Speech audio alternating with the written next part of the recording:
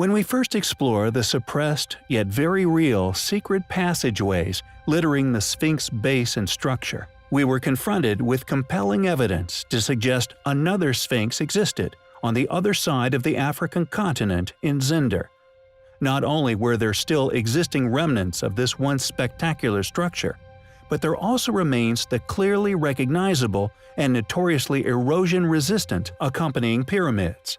However, what some may find astonishing is that exactly 6,000 kilometers to the east, in a place known as Baluchistan, Pakistan, another Sphinx can also be found, clearly of a similar antiquity.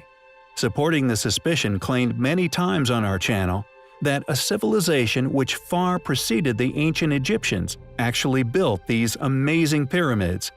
Known as the Sphinx of Baluchistan, many funded academics have strongly denied the possibility of this familiar-looking formation being of man-made origin, and many attempt to claim that its familiar shape, along with the surrounding environment's artificial appearance, is mere coincidental, and that the entire area is just a natural formation.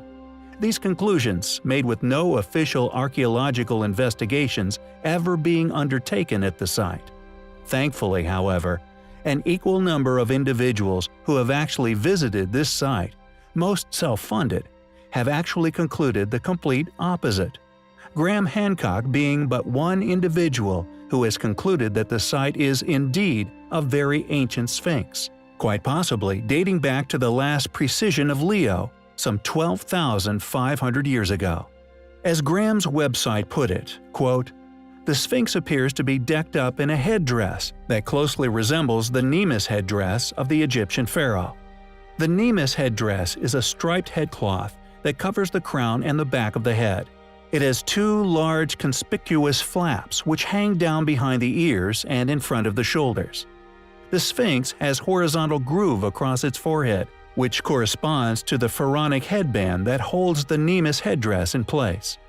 One can easily make out the contours of the reclining forelegs of the Sphinx, which terminate in very well-defined paws. It is difficult to see how nature could have carved out a statue that resembles a well-known mythological animal to such an astonishingly accurate degree." End quote.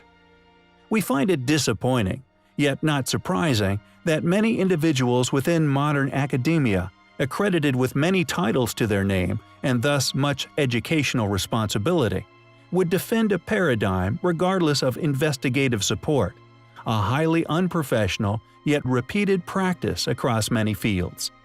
The Sphinx is perceived by nearly all concerned as a symbol of protection, a guarding force which was often erected at sacred or highly important sites.